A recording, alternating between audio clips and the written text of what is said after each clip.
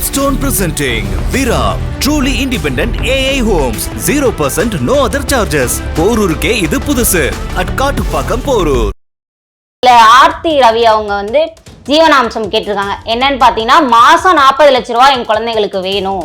அவங்க வந்து ஏழையா இருக்கட்டும் இல்லை பணக்காரன்ட்டோம் ஜீவனாம்சம் கேட்டா ஒரு மன முறிவு ஏற்பட்டு டிவோர்ஸ்க்காக போகும்போது இவங்க டிவோர்ஸ் கொடுத்தாதான் நீங்கள் இந்த பணம் வாங்கிட்டாங்க அதனால் டிவோர்ஸ் கொடுத்துட்டாங்கன்னு நிறைய பேர் புரிஞ்சிட்டு இருக்கிறாங்க. அது தப்பு. நல்லா புரிஞ்சுங்க. டிவோர்ஸ் கொடுக்கறது கொடுக்காது அவங்களுடைய உரிமை. ஆனால் இன்னொரு உரிமை இருக்குன்னு கேட்டால் எங்களுக்கு வாழ்வாதாரத்தை ஏற்படுத்தி கொடுங்கன்னு கேட்குறது அது ஒரு உரிமை. உரிமையான விஷயங்கள் ஏதோ கேட்டால் வந்து ஏதோ பெருமாள் கோயிலில் சுண்டல் எடுத்து கொடுக்குற மாதிரி எங்களுக்கு சுண்டலும் வேணும் சக்கரை பொங்கலும் வேணும்னு கேட்குறீங்கன்ற மாதிரி இருக்குது. சொல்லலாம் இன்றைக்கி வேணா எங்கள் அப்பா அம்மாவுக்கு ஒரு பைசா கூட கொடுக்காம தட்டோம் நீங்கள் இப்போ கொடுங்களேன்.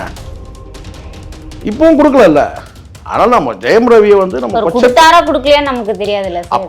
இப்போ இது மட்டும் எப்படி தெரியும்? அவர் சொன்னால் நம்பிடுவீங்க. அப்போ அவர் சொல்கிறது நம்புறோம்ல. மாமியார் கொடுமை பண்ணானா நம்புகிறோம், பொண்டாட்டி கொடுமை பண்ணாலும் நம்பணும். அதே மாதிரி எந்த மருமகளும் மாமியாரை வந்து ஒரு அம்மா ஸ்தானத்தில் பார்த்துக்கிற மாதிரி இல்லை. எங்கேயாவது ஒரு விதிவிலக்கு இருக்கும், எங்கேயாவது ஒரு இருக்கலாம். உடனே அப்ரோச் பண்ணுறான், வேற ஒரு லிங்க் கிடச்சிச்சுன்னா உடனே இவ்வளோ கட்டி விட்டுருந்தேன். அப்போ அந்த எதிர்காலத்தை அந்த பிள்ளைகளோட எதிர்காலம் பார்க்கறதில்ல. இது வந்து கரெக்டாக போயிட்டு இந்த விவாகரத்து இந்த நிமிடம் வரைக்கும் சரியாக போயிட்டுருக்கு. நான் கொடுக்க மாட்டேன்னு மறுக்கிறது வந்து உண்மையிலேயே வந்து சரியான முடிவு. அதே சமயம் மறுக்கும் போது எனக்கு ஜீவனாம்சம் கொடுன்றது கேட்டால் சட்டப்படியான ஒரு உரிமை அது.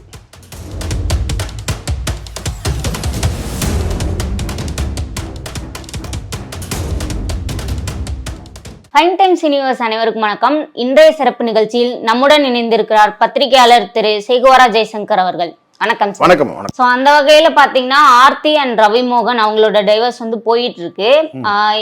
அவங்க வந்து கெனிசாவோட உறவுல இருக்காங்கன்னு சொல்லி நிறைய பேர் சொன்னப்ப கூட இல்ல நாங்க ஃப்ரெண்ட்ஸா தான் இருக்கோம் அப்படின்ற மாதிரியான சொல்லிட்டு இருந்தாங்க. பட் அவரே இதுக்கு நாங்க அந்த மாதிரி இல்ல அப்படின்னு சொல்லிட்டு ஐசாரி கணேசர் அவரோட வீட்டு கல்யாணத்துக்கு கெனிசாவையும் கூட்டிட்டு போயிருந்தாரு.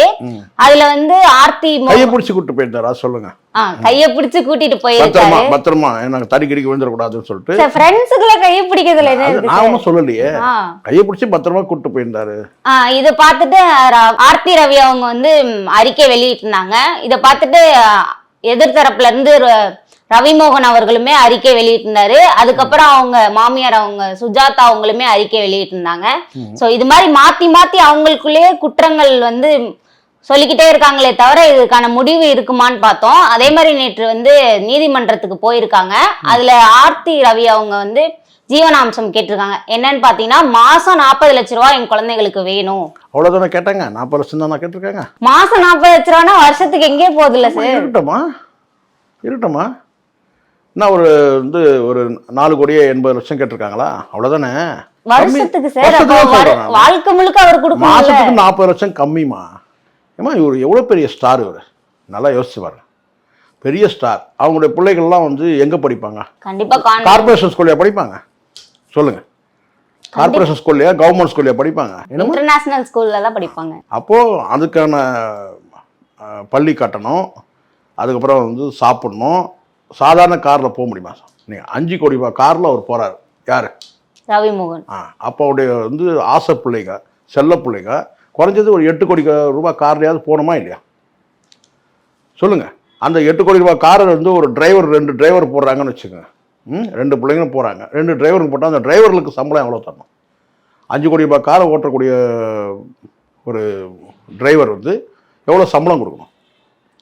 இப்படி அவங்க லைஃப் ஸ்டைலுக்கு வந்து கணக்கு போட்டு பாருங்க. இதெல்லாம் ரொம்ப கம்மி. எனக்கு தெரிஞ்சிருக்கேன். அவங்க ஏதோ ஒரு நல்ல மூட்ல இருந்திருப்பாங்க போல இருக்கு. ஏன்னா கொஞ்சம் வசதி இருக்கும் போல இருக்கு. அதனால அவங்க கொஞ்சம் கம்மியாக கேட்டிருக்காங்க. அவங்க ஆல்ரெடி வசதியா தானே இருக்காங்க. அப்புறம் ஏன் கேட்கக்கூடாது? வசதி இருக்கு இல்லைன்றதுதான் வேற விஷயம். வசதி இருந்ததுனால அவங்க கம்மியாக கேட்டிருக்காங்கன்னு நான் சொல்றேன்.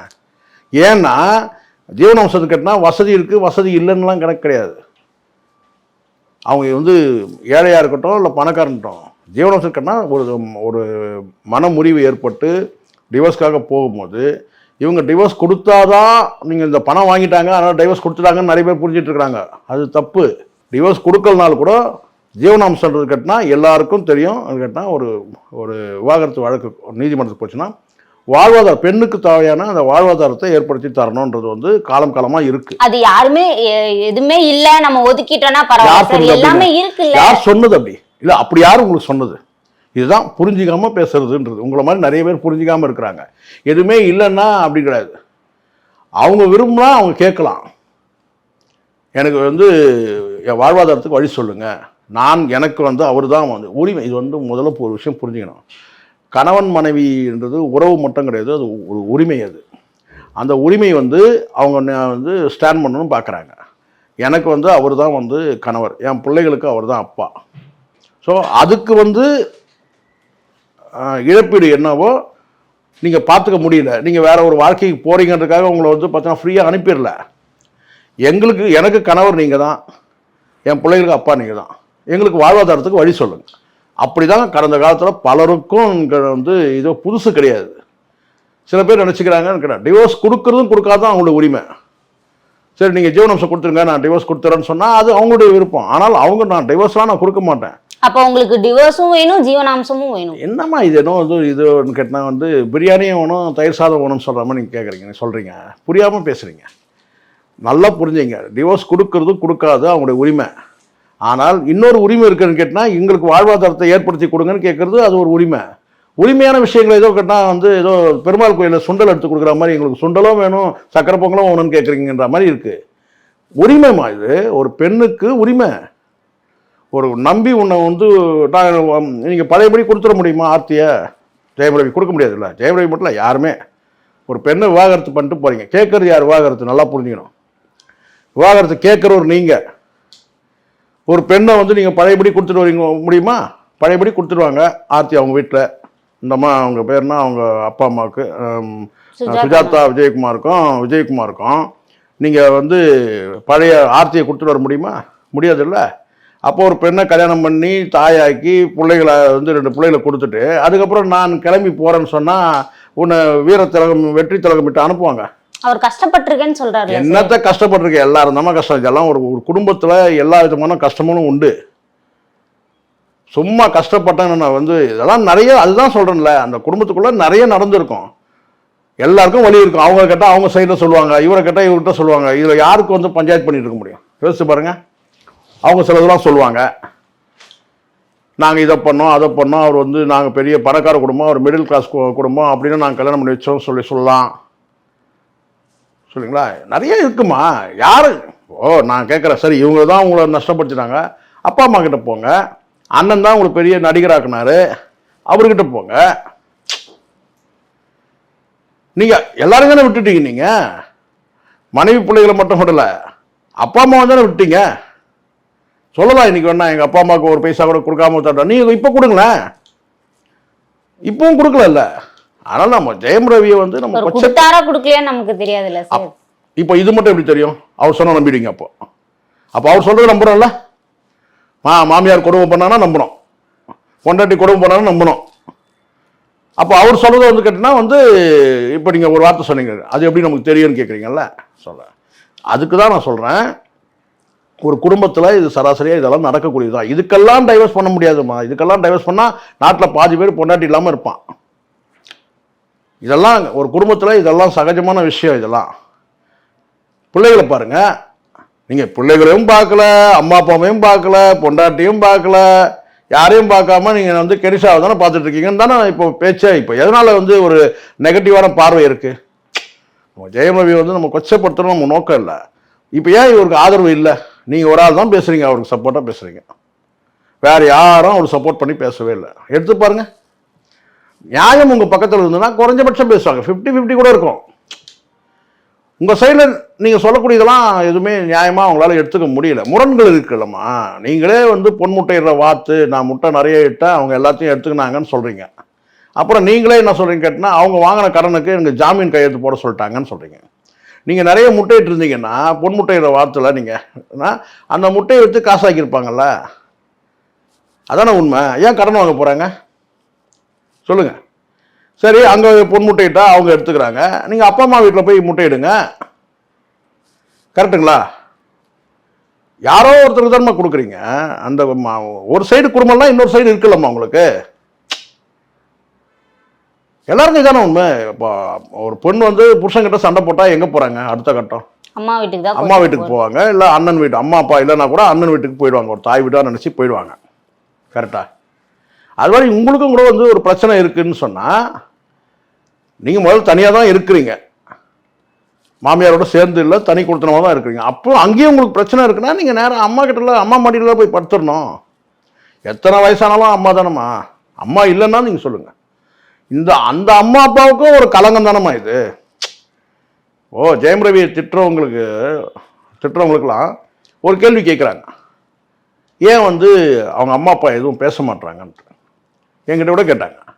ஏன் சார் அவங்க வந்து அவங்க அம்மா அப்பா எதுவுமே பேசவே மாட்டாங்க, பேசுறதுக்கு என்ன இருக்குது, அவங்களுக்கு இது ஒரு எப்படி பார்த்தாலும் ஒரு அவமானம் தானே இது.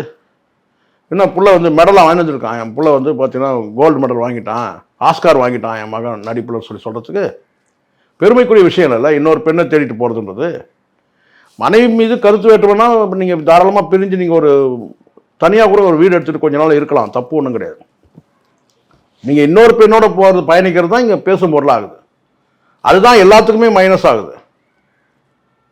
இப்போ எல்லாரும் என்ன சொல்கிறாங்க, 40 லட்ச ரூபா வந்து ஆர்த்தி கேட்குறாங்க, தாராளமாக கொடுக்கலாமே. யாரோ ஒருத்திக்காக வந்து போய் இவருடைய சம்பாத்தியத்தெல்லாம் கொடுத்துட்ருக்கிறாரு. எவ்வளோ கொடுத்தாரு நமக்கு தெரியாது. சொல்கிறாங்க 10 கோடி ரூபாய் வீடு வாங்கி கொடுத்தாருன்றாங்க, ரேஞ்ச் ரோவர் காரில் வந்து அவர் சுற்றிக்கிட்டு இருக்கிறாருன்னு சொல்கிறாங்க. ஏதோ நிறைய தகவல் சொல்கிறாங்க.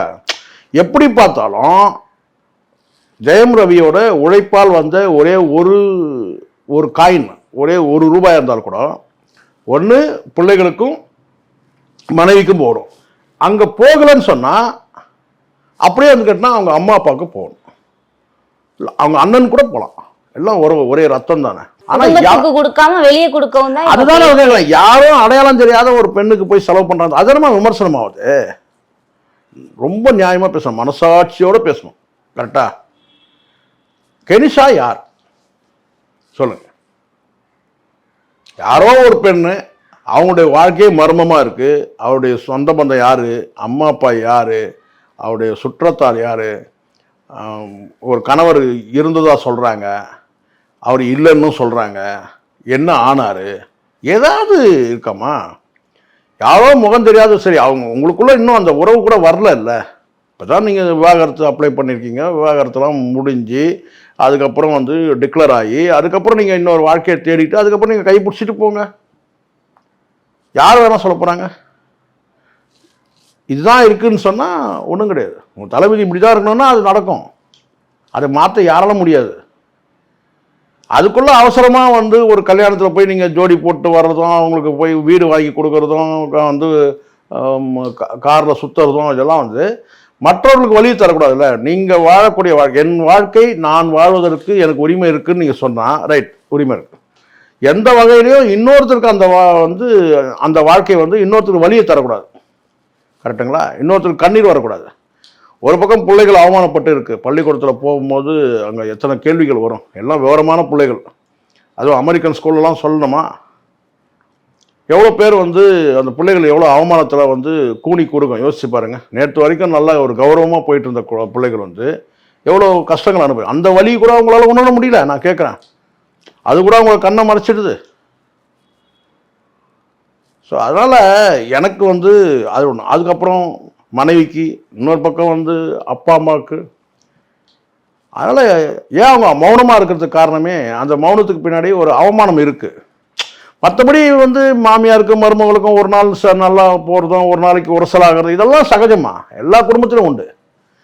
எந்த மாமியாரும் மருமகளும் நல்ல மருமகள் சொன்னதே கிடையாது. ஒரு சிலர் இருக்காங்க. இவங்க சொன்னாங்க, இந்த அம்மா ஒரு மேடையில் கூட சொன்னாங்க, தாய் மாதிரி பார்த்துக்கிறாங்க, ஏதாவது வந்து அம்மா ஸ்தானத்தை வந்து பார்த்துக்கிறாங்க ஆர்த்தியை சொல்லி பாராட்டியிருக்காங்க. நான் பொதுவாக சொல்கிறேன், பெரும்பாலும் எந்த மாமியாரும் மருமகளை வந்து நல்ல மருமகள்லாம் சொல்கிறதே கிடையாது எனக்கு தெரிஞ்சு. அப்படின்னாலும் ஒரு போகிற பக்கம் ஒரு 10% அப்படின்னு. அதே மாதிரி எந்த மருமகளும் மாமியாரை வந்து ஒரு அம்மா ஸ்தானத்தில் பார்த்துக்கிற மாதிரி இல்லை. எங்கேயாவது ஒரு விதிவிலக்கு இருக்கும், எங்கேயாவது ஒரு இருக்கலாம். ஆனால் பெரும்பாலும் இது வந்து சராசரியாக ஒரு குடும்பத்தில் இருக்குது இல்லையா? அதனால் வந்து இப்போது சமீப காலங்கள் நல்லா தெரியும். எந்த சமீப காலங்களில் நிறைய சட்டங்கள் வந்து பாதுகாக்கப்பட்ட பிறகு கெரோசின் கேன்களுக்கு அவசியம் இல்லாமல் போயிடுச்சு. சிலிண்டர் கூட வெடிக்கிறது கிடையாது, உங்களுக்கு தெரியும். ஸோ வந்து சட்டம் பாதுகாக்குது. அப்படி போயிட்டு இல்லை ஒரு கட்டத்துக்கு மேலேன்னு கேட்டிங்கன்னா வந்து நிறைய முதியோர்களை வந்ததுனால பிரச்சனைகள் குறைஞ்சிச்சு. அதானே தூக்கி போய் வந்து முதியோர்கள் கொண்டு போய் விடுங்க, அம்மாவால் என்ன சமாளிக்க முடியல. அப்படி வந்து பெரும்பாலும் சொல்கிறேன் நான், நிறைய முதியோர் இல்லங்கள் உருவானதுக்கு காரணம் கேட்டினா அப்பா அம்மாவை பார்த்துக்கிறது கொண்டு போய் வந்து விட்டுறான். சரி, அந்த 4 பேரும் கூட சந்தோஷமாக இருந்தாலும் பரவாயில்ல. அதுவும் வளர்ந்த பிறகு இவங்க போயிடுவாங்க, பிள்ளைகள் வளர்ந்த பிறகு இவன் போயிடுவான், வளர்ந்து கல்யாணம் பண்ணி கொடுத்த பிறகு இவன் முதியோர் இல்லத்துக்கு போகணும். அப்படி தான் போயிட்டுருக்கு. நான் சொல்கிறது எதுக்குன்னா அழுத்தமாக பதிவு பண்ணுறேன். நம்ம வாழக்கூடிய நாட்கள் ஆண்டுகள் தான் சொல்கிறோம்ல, வருஷங்கள் தானே சொல்கிறோம். அதை நீங்கள் நாட்களாகவே கணக்கெடுத்த கூட பார்த்தீங்கன்னா ரொம்ப சொற்பமான நாட்கள் தான் நம்ம வாழ்ந்துட்டுருக்கோம். அந்த வாழக்கூடிய வாழ்க்கை வந்து கேட்டால் வந்து ஒரு என்ன சொன்ன ஒரு உயிரோட்டமாக இருக்கணும், உன்னதமாக இருக்கணும். ஒருவனுக்கு ஒருத்தின்னு இருந்தால் அது ரொம்ப ரொம்ப நல்லது. இங்கே நான் பார்த்த வரைக்கும் கேட்டால் சினிமா வட்டாரத்தில் நீங்கள் சொன்ன மாதிரி சர்வசாதாரணம் தான். ஏன்னா ஈஸியாக கிடச்சிடுது, டிவோர்ஸ்னால் ஈஸியாக கிடச்சிடுது, மியூச்சுவல் ஈஸியாக, ரைட், நீ கையெழுத்து போடு நானும் கையெழுத்து போடு. அதனால் நிறைய திமிரு எடுத்து பல வந்து விவாகரத்துகள் வந்து ரொம்ப ஈஸியாக உடனே அப்ரோச் பண்ணுறான். வேறு ஒரு லிங்க் கிடச்சிச்சின்னா உடனே இவ்வளோ கட்டி விட்டுருந்தேன். அப்போ அந்த எதிர்காலத்தை அந்த பிள்ளைகளோட எதிர்காலம் பார்க்கறதில்ல. இது வந்து கரெக்டாக போயிட்டு இந்த விவாகரத்து இந்த நிமிடம் வரைக்கும் சரியாக போயிட்டுருக்கு. நான் கொடுக்க மாட்டேன்னு மறுக்கிறது வந்து உண்மையிலேயே வந்து சரியான முடிவு. அதே சமயம் மறுக்கும் போது எனக்கு ஜீவனாம்சம் கொடுன்றது கேட்டால் சட்டப்படியான ஒரு உரிமை. அது ஏதோ கேட்டால் இனாம் கிடையாது, அது பிச்சை கிடையாது. ஜீவனாம்சம் அது உரிமை. ஆனால் அவங்க குறைவாக கேட்டிருக்காங்கன்றது பொதுவாக வந்து எல்லாருடைய மட்டத்தையும் சொல்கிறாங்கன்னு கேட்டால் ஏன் இவ்வளோ கம்மியாக கேட்டிருக்காங்க? ஏன்னா கோடிக்கணக்கில் கேட்கலாம், வருஷத்துக்கே 4 கோடி தான் வருது. அவருடைய சம்பாத்தியம் எவ்வளவு இருக்கு? நடிக்கிற வரைக்கும் பரவாயில்ல சார், படமே கிடைக்கலன்ற இப்போதைக்கு இப்போ நடிக்கிறாருல, இப்போதைக்கு அவர் தானே சொல்லியிருக்கிறாரு. பொன் முட்டை வார்த்தைன்னு சொன்னது யாரு? நீங்களே சொல்லுங்க. அவர்தான்.